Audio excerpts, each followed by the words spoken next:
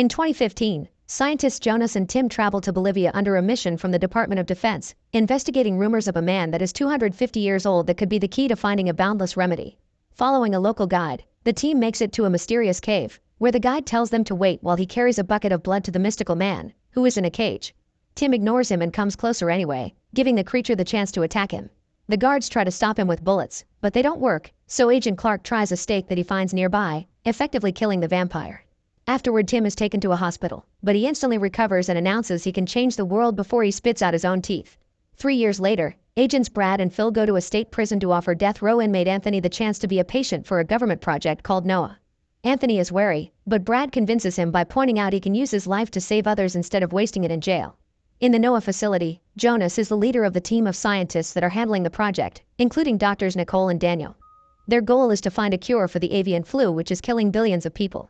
When Daniel comes up with a theory, he takes the team to Cell 4B, a quarantined area that holds Tim and other test subjects that were recruited from death row. Since the Bolivia incident, Tim has become a vampire, and so has every subject they've given the same virus from his blood. They're immune to every disease but also extremely dangerous. Daniel points out they are all failures because of their age and their next test should be a child, and Nicole agrees for the sake of the greater good, so she asks Clark to send some agents to find an orphan. Meanwhile in Memphis, young Amy is spending some time alone reading her favorite book. When she returns to her house, she finds the police there and immediately guesses that her mother has died from an overdose. Since she has no relatives, Amy is put in foster care. Sometime later, Brad and Phil bring Anthony to the Noah facility, and Clark immediately gives them a new mission. The duo drives all the way to Memphis and visits the foster home where Amy is currently living. As soon as Amy meets the agents, she's suspicious of their intentions, so when she's sent upstairs to pick up her things, Amy escapes through the window. Brad notices and stays silent because he doesn't want to kidnap a child, but Phil notices too, so both agents jump into their car and chase Amy through town. They find Amy at the park, and when the girl defends herself with a kick, Phil responds by hitting her. Then he throws her in the back of the car to drive away from witnesses. A few blocks later, Brad stops the car and hits Phil, threatening with worse if he hits Amy again. Afterward, Brad comforts Amy and makes sure she isn't hurt, but she's still scared of him. Back in 4B, Sweeper Lawrence tells Jonas that he and many other employees have had many very realistic nightmares of Tim, but Jonas dismisses it as cabin fever. Daniel and Clark are inspecting inmate Shauna, and while Daniel is sure the subjects are no longer productive, Clark can't help getting a creepy feeling as he stares at her. When it's feeding time, a sink is filled with blood, and Shauna approaches it to drink while keeping eye contact with Clark. Later, Nicole returns to her bedroom and finds Clark waiting. The two end up getting busy, but in the middle of it, Clark suddenly sees Shauna instead of Nicole. Shauna accuses Clark of lying to her before revealing her vampire face to bite him, but at that moment Clark wakes up.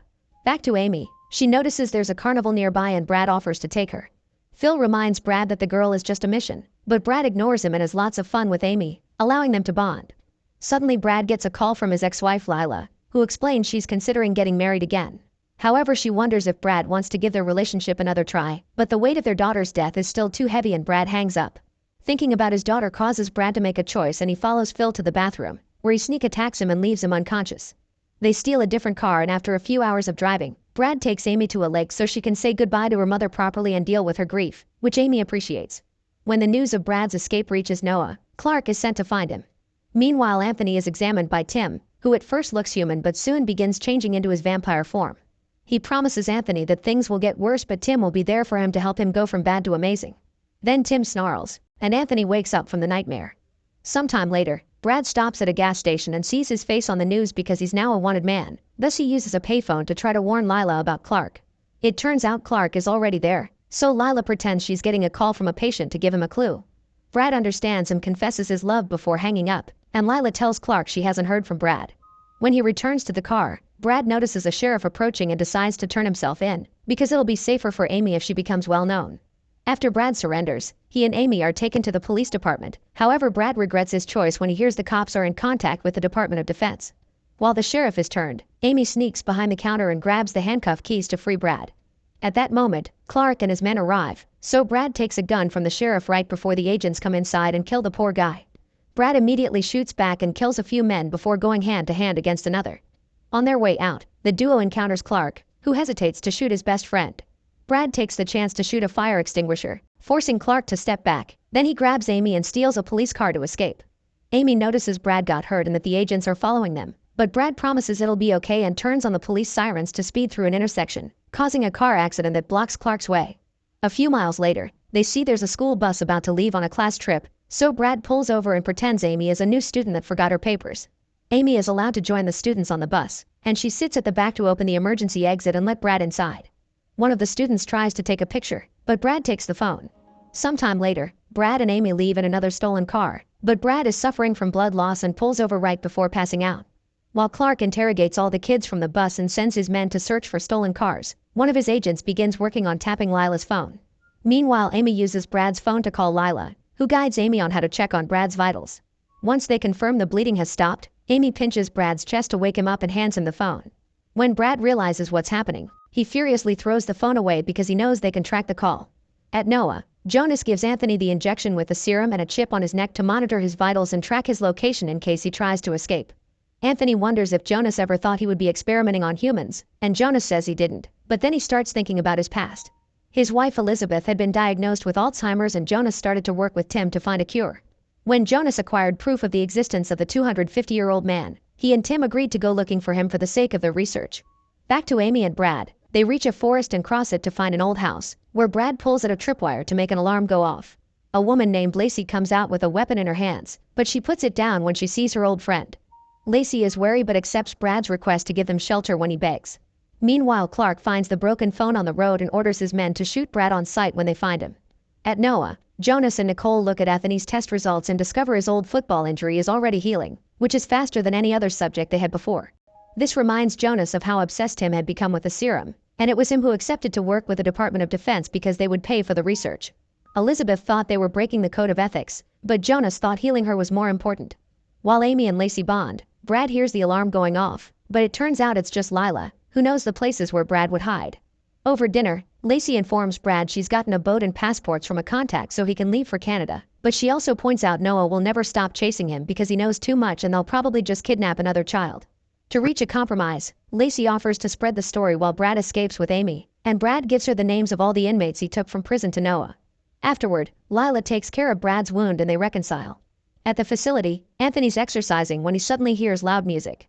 He goes to investigate and enters a room that appears to be a bar where he finds Shauna and Tim, who tells him not to trust Jonas.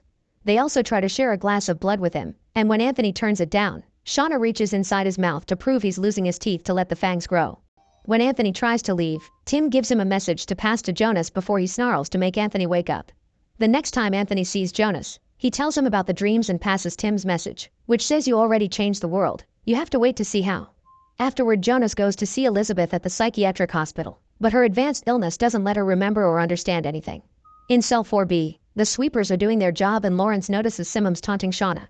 Lawrence tries to warn him it's dangerous, but Simons responds by pushing him against the cage and kicking his badge inside. A terrified Lawrence has no choice but to retrieve it, and he's surprised Shauna doesn't attack when he puts his hand inside. Simmons thinks this means it's safe and tries to antagonize Shauna again, but this time Shauna grabs him through the bars and bites his neck, killing him. Meanwhile, Clark finds Lacey's contact and hits him until he confesses what he knows. The agents make it to Lacey's house in the morning, so Brad and Lacey immediately open fire. Lacey gets hurt in the process, causing Brad to accept to surrender while Lila tries to take Amy away. However, Amy hears Clark say he'll kill Brad, so she decides to come out and surrender as well. While the agents take Brad and Amy away, Clark remembers the time he met Shauna. He found some of his men trying to take advantage of her, so he beat them up and sent them away before calming Shauna down. The two of them chatted and became friends. Clark also promised her the test wouldn't hurt. Once they reach the facility, Amy and Brad are separated.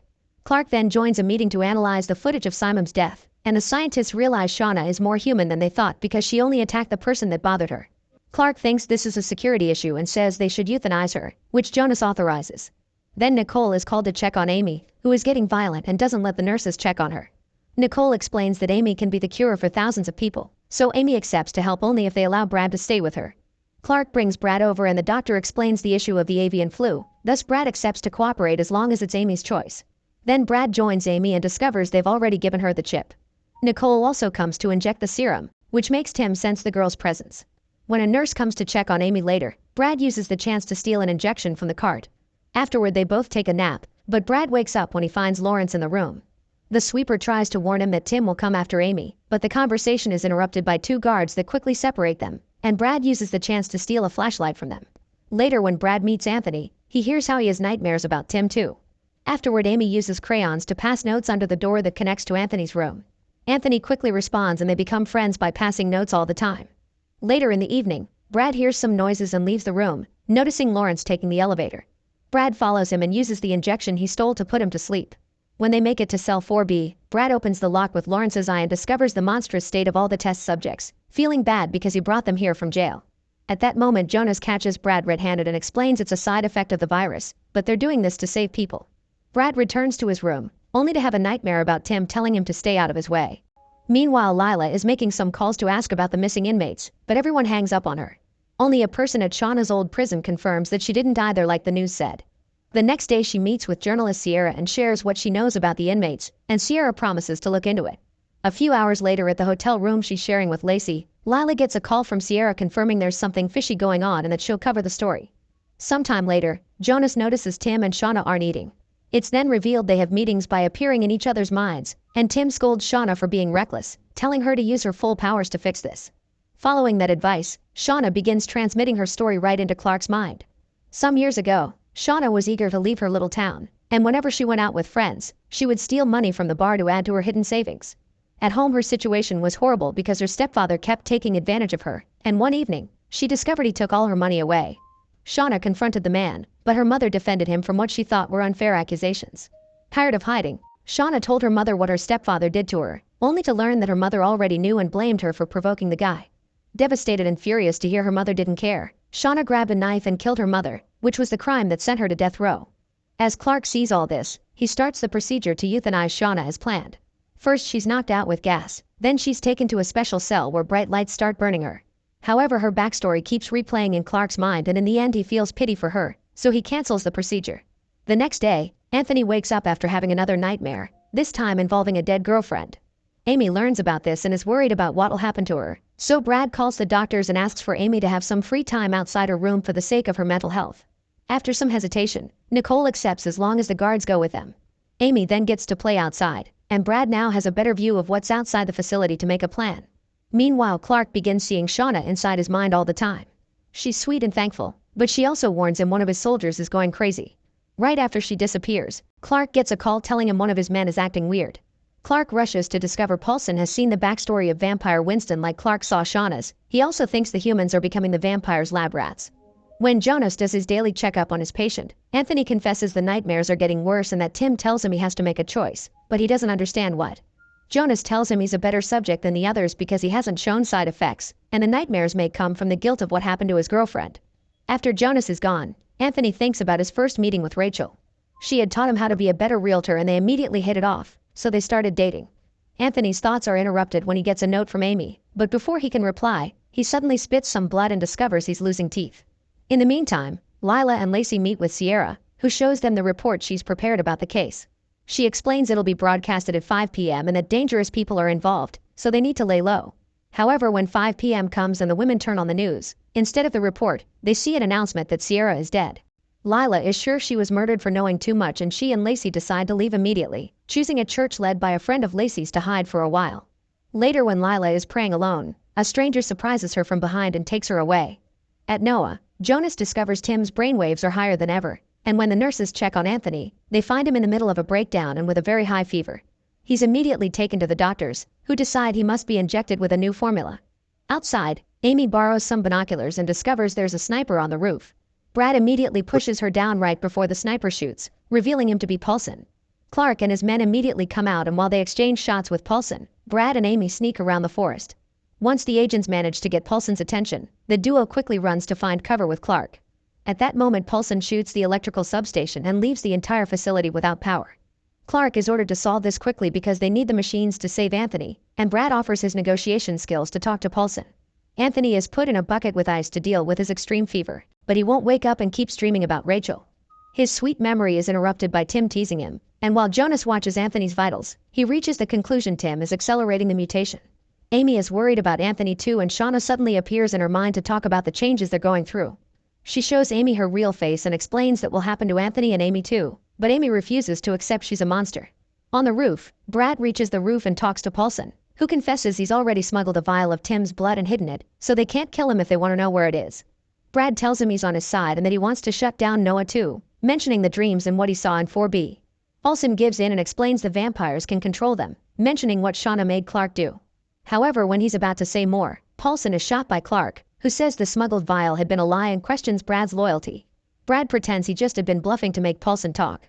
Back to Anthony, the next memory he sees is of the night Rachel showed up with wounds on her face.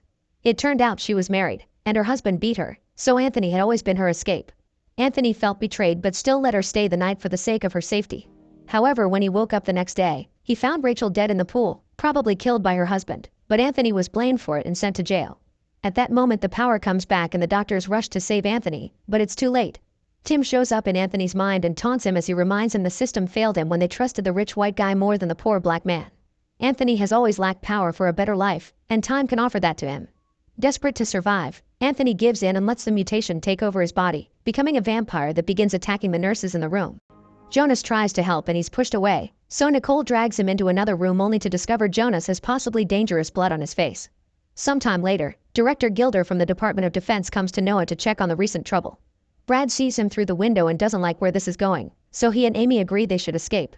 While Gilder tells Clark he wants to talk to Amy without Brad around, Jonas asks Nicole to put him in 4B until they're sure he isn't infected.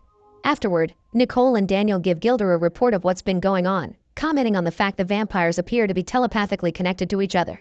Nicole's worried about how dangerous the project is becoming and asks to terminate all the subjects except Amy, who has been doing well. However, Gilder refuses because the potential for telepathic powers means this could be a powerful weapon, and finding the cure for the avian flu can be left to the other dozen labs the government has working on it. Nicole complains because this isn't what she signed up for, but Daniel's willing to develop a method to control the vampires. During lunch, Brad and Amy go over their plan to escape, and Amy accidentally finishes Brad's sentences. Brad realizes Amy can read minds now, and advises her to keep it a secret. Their chat is interrupted by Clark and the guards, who take Brad away so that Amy can talk to Gilder. Nicole refuses to leave Amy alone with Gilder and joins the meeting, feeling proud of Amy when she calls Gilder a bad guy. Gilder wonders if Amy can read his mind, and Amy denies it before Nicole announces the meeting is over. Afterward, Nicole tells Amy she doesn't trust Gilder and that she wants to free Amy, so the girl tells her about their plan. Brad is kept cuffed in a room, and he suddenly begins dreaming about Anthony, who tells Brad that Gilder wants to turn Amy into a weapon. Meanwhile, Daniel takes Winston out of his cell for an experiment during which he uses a machine to connect his mind to the vampires. Daniel shows up in Winston's mind, and the vampire starts teasing him, but Daniel concentrates and uses the connection to make Winston's body move against his will, proving they can control the vampires. Gilder is called for a demonstration, but when Daniel tries to control Winston again, nothing happens. In 4B, Tim keeps staring at Jonas, making him imagine he's visiting Elizabeth. Tim also shares the memory of a night the three of them had dinner together. Jonas had been too busy with a speech, so Tim offered to take Elizabeth home. He used the opportunity to tell her he loved her and they ended up kissing. Then Tim shows up in Jonas' mind to scold him for not curing Elizabeth in time before moving to Elizabeth's mind, where he starts clearing out her Alzheimer's. Back to Nicole, she frees Brad and takes him to the blood cooling room where Amy's hiding. They'll have to wait here for Nicole's sign. Because of her developing powers, Amy doesn't feel the cold. She also confesses she's hearing lots of thoughts. Clark discovers Amy's missing and Shauna appears in his mind to tell him where to find her because the vampires want Amy to stay. At that moment the sweepers enter the cooling room and see Amy, so Brad immediately knocks them out. Now they've been seen, they can't wait anymore and they run away without noticing Amy accidentally drops her beloved book. Meanwhile, Daniel wants to try with Winston again, but before he can even connect the machine, Winston appears in his mind. It turns out the machine never worked and Winston had been pretending so they would take him out of his cell. Winston begins controlling Daniel to make him turn off the lights and free him from his bindings. Then he chases Daniel into 4B where he kills him right in front of Jonas before running away. Tim shows up in Jonas' mind to tell him he isn't infected, but this time Jonas retaliates by saying he already knew about the kiss. Elizabeth had told him she made a mistake and they worked on their relationship to move on, but Tim clearly never got over it and he's still bitter that he lost. Tim says he didn't lose, and Jonas demands to be freed so he can run back to his bedroom, where he finds Elizabeth waiting for him completely healed. There's a serum injection lying around, implying she's been infected as well. Brad and Amy try to escape through the emergency tunnels only to find their way blocked by Winston, who immediately jumps on Brad. When the vampire is about to kill him, Amy screams so powerfully that she pushes Winston away before passing out. When she wakes up minutes later, she's stuck in an elevator with Brad, who reminds her not to tell anybody about her powers. While Clark forces the elevator open to save them, Nicole shows Gilder Daniel's body to make him shut down the project, but he still refuses. Shauna uses the chance to contact Nicole's mind, reminding her of the time they met and how Nicole accepted to bring her movies so she could be less bored. They ended up watching the movies together, and they became friends, especially when they bonded over their semicolon tattoos that indicated they both tried to end things for themselves in the past. Meanwhile, all the agents are concentrating on tracking down Winston, so Amy reveals that she has powers and can see into Winston's mind. Brad doesn't want her to get involved, but Amy changes his mind by pointing out she wants to stop Winston from hurting more people. In the middle of a road, the man transporting Lila stops the car when he sees a body and comes out to check. Suddenly Winston jumps out to attack him, so Lila uses the chance to hide in the forest. Moments later, the NOAA crew arrives to check the bodies and Brad finds Lila's wallet in the car, so he punches Clark for sending his agents to kidnap his wife. At that moment, Amy gets a vision of a cabin with a lady, then begins running through the forest to find it. At the cabin, Winston is feeding on the old lady, and he gets a mind visit from Tim to scold him for being reckless. Winston doesn't care about Tim's plan, but Tim warns her that Amy isn't on their team, so he must kill her if they want to survive. Winston runs away right before Lila finds the cabin, and she tries to help the lady with her wounds. When the lady wakes up a few hours later, all her scars have disappeared. Suddenly she transforms into a vampire and tries to attack Lila, but at that moment the agents arrive and shoot her until she's pushed under the sun and dies. Brad rescues Lila, and Amy to announces she can see Winston at a pumping station. The crew crosses the forest to find the right building and Brad tells Amy to wait outside while he enters the building with the agents. They find lots of workers that have been bitten and transformed, and as the team shoots them down and loses some agents to surprise bites, Winston runs outside and bites a guard while the sun begins to burn him. Amy can tell he wants her, so she runs away to make him chase her. She hides inside an abandoned building, and when Winston catches up to her, she screams to make some furniture drop on him. Winston survives and keeps on chasing her, but luckily Brad shows up and shoots him down after opening a door to let the sun in. As soon as Winston dies, all the transformed workers die as well. Afterward, Clark admits to Brad that he was right and promises he'll help him escape when he finds an opening. Gilder shows up and makes Amy ride with him while Brad and Lila take a car, but the couple is suddenly knocked out. Back in the facility, Jonas and Elizabeth finish getting frisky, and Elizabeth confesses she had seen Tim in her dreams. Jonas is forced to explain everything, which leaves Elizabeth upset and disgusted. Afterward, Jonas tells Nicole that he checked the surveillance footage and learned it was Lawrence who gave Elizabeth the virus injection because apparently Tim is controlling him. Nicole also looked at the footage and saw Amy's screen pushing Winston, which makes her think she's more powerful than Tim and they could use Amy's blood to fight Tim's control. While Nicole is working on a cure, Shauna shows up in her mind to call her out for her fake promises and all the people she's killed with her experiments. When Nicole snaps out of it, Jonas finds her and tells her about Elizabeth and Tim, so they agree it's time to get rid of all the vampires. Jonas goes to 4B and turns on the UV lights to burn down the vampires, but since everyone is connected, this starts hurting Elizabeth and Amy too, so he's forced to turn it off. Moments later, Gilder and Nicole speak with the Secretary of Defense. Nicole still wants to shut down the project, but Gilder comments on all the powers they've discovered so far, and the Secretary allows them to keep going.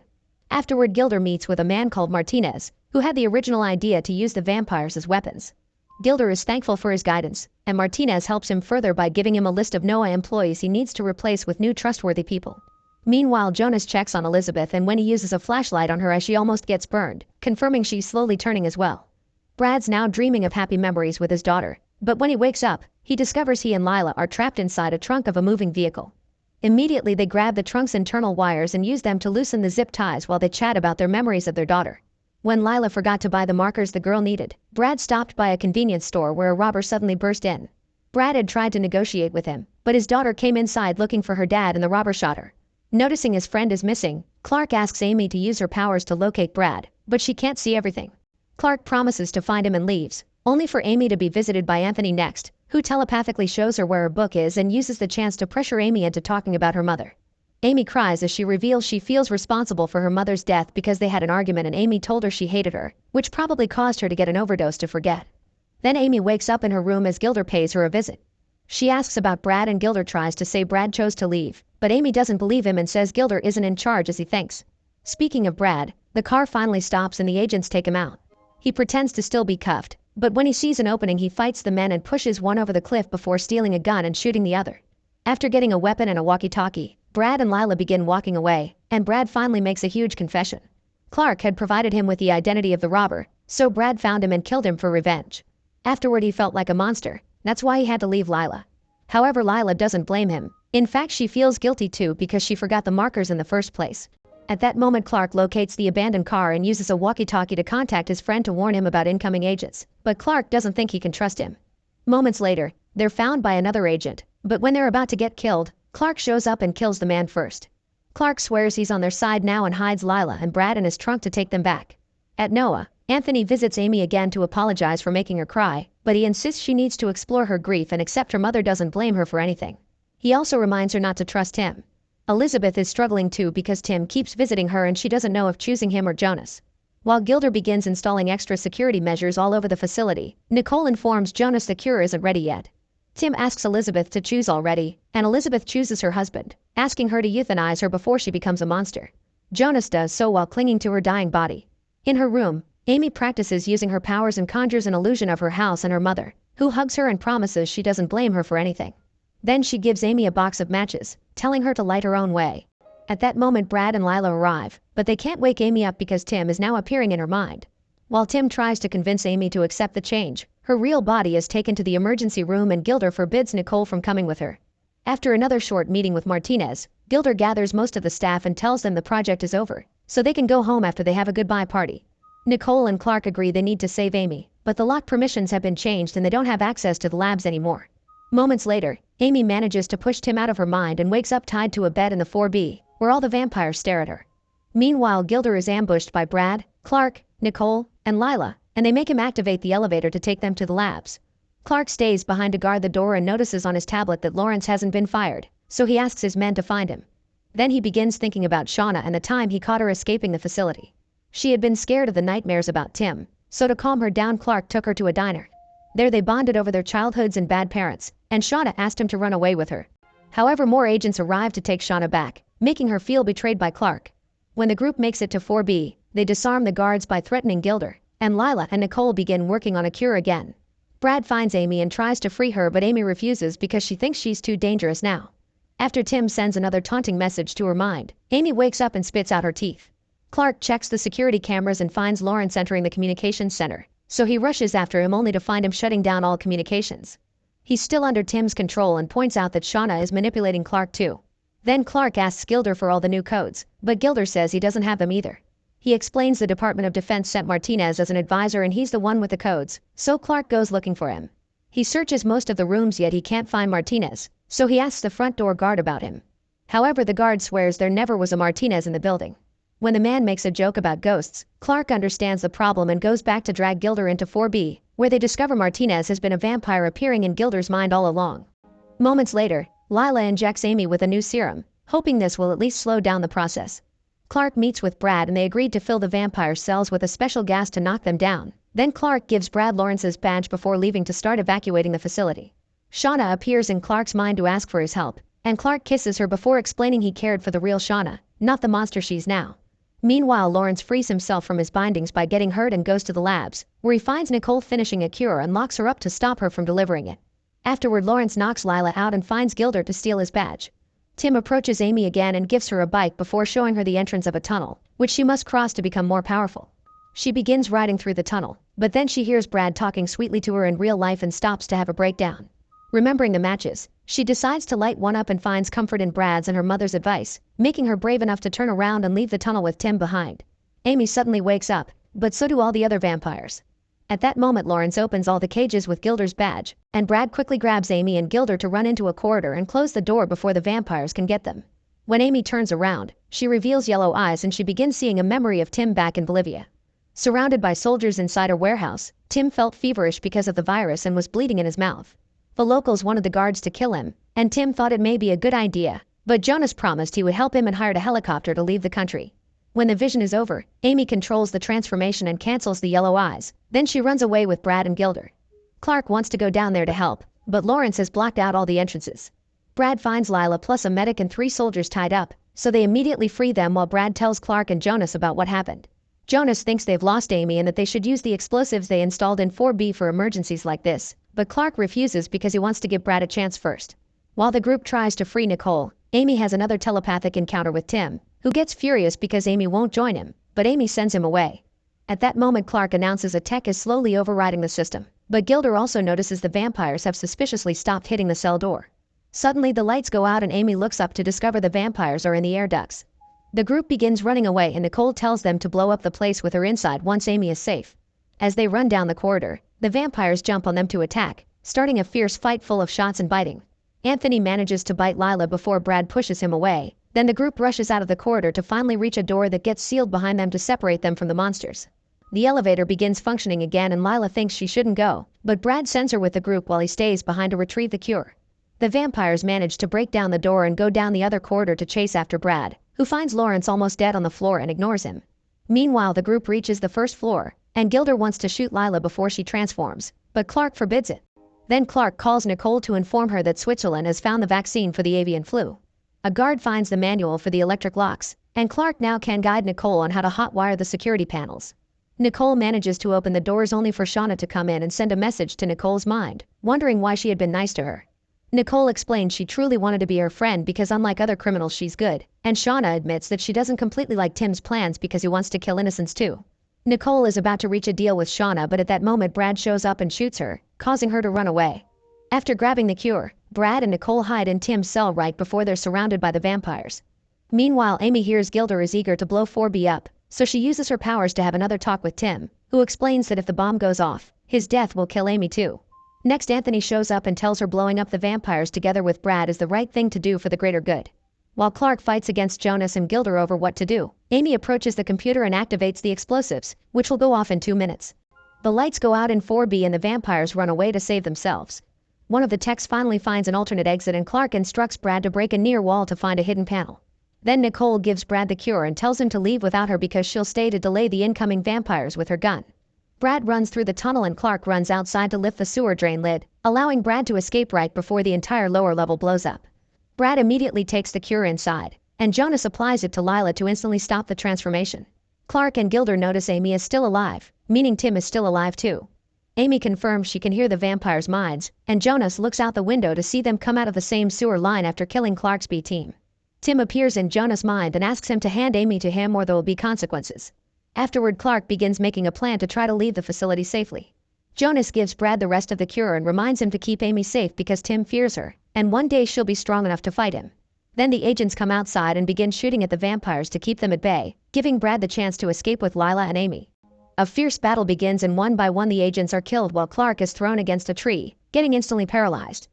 Shauna finds him and uses her powers to enter Clark's mind so she can offer to turn him into a vampire too. While the trio crosses the forest, Tim grabs Amy and pushes her against a tree. However, Amy summons her yellow eyes to meet him in his mind, where she shares her blood with him. This causes Tim to run away, and Amy returns to Brad and Lila so they can reach the road together. Lacey is waiting for them and hands them her car so they can escape safely while she joins the fight. In the facility, Lacey kills any agent that is about to turn and finds Jonas inside, who is considering ending things for himself. Lacey doesn't let him and points out he can find redemption if he helps people. A month later, Lila, Brad, and Amy are living as a family in a secure house in the middle of Oregon. Using a radio, they keep up with the news and learn the vampires are slowly taking over the biggest American cities while the government tries to fight them with the military forces, which isn't working because every day there are more infected people. During a trip to the market to pick up supplies, Lila wonders why nobody has come to pick up the cure yet, and Brad wonders if there's anyone left to do so at all. When they make it to the store, Lila suddenly sees a body fall on top of a car and notices a vampire nearby, who surprisingly stares at her without attacking. Then Brad sees him as well and shoots the vampire down, and when a neighbor comes out, he wonders when the vampires started to move during the day. This guy also has a map with all the hot spots the vampires come from, and Brad realizes they're the hometowns of all the inmates. The only exception is Nevada, the place Shauna comes from.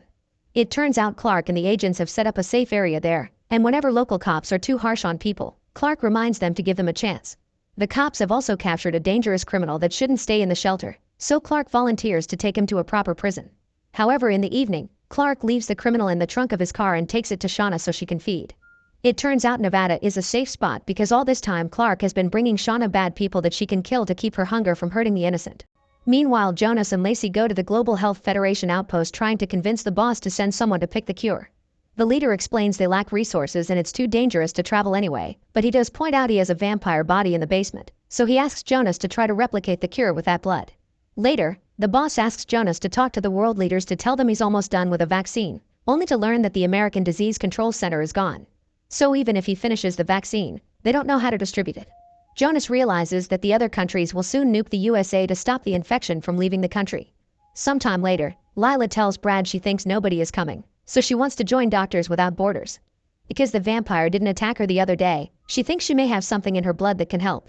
Brad doesn't like the idea but lets her go for the sake of the greater good. Afterward, Brad begins teaching Amy to defend herself and to use a bow because he wants her to be ready for whatever comes next. The next time Clark brings a criminal to Shauna, she tells him this is the last time she'll feed from his favors because the deal is over. She's tired of living in hiding and feels like she's just in another cell, but Clark again refuses to join her. Hours later, a group of vampires arrives in Nevada to attack the shelter, and Clark goes looking for Shauna because he thinks she's the cause. Shauna stops him from shooting her by explaining that it was Martinez and not her who turned those people, and the two of them end up getting frisky. Back to Amy, she gets in contact with Tim and asks him how many people he's killed. Tim says thousands, and Amy says she could never kill like that. Laughing, Tim tests the theory by bringing the neighbor Bob and infecting him through his neck. Then Amy wakes up and finds Tim standing outside the house. The next morning, the neighbors come to the house to ask Brad if he's seen Bob. Amy tells them he's outside, and when the group opens the door, they find Bob with a heavy wound on his neck. Bob doesn't want to be a monster and asks Brad to end things, but before Brad can shoot him, Bob finishes transforming and attacks him. From inside the house, Amy hears some gunshots, then Brad comes inside showing he's been bitten. The neighbors want to kill him, and Brad wants them to stop him too, but Amy refuses. Her fury makes her transform into a vampire and kill both neighbors without remorse. Afterward, she gives Brad the last injection with the cure before deciding she needs to run away. The last thing she does is leave an apology note with her beloved book for Brad. While Amy runs through the forest, she sees the planes arrive to nuke all the major American cities. 97 years later, the USA is an absolute wasteland. There are still vampires around feeding on animals, but Amy is also around and hasn't aged at all. While she travels, she uses her bow to kill vampires and stop the infection from spreading further. Make sure to subscribe and turn on notifications so you can watch more videos like this. Thanks for watching.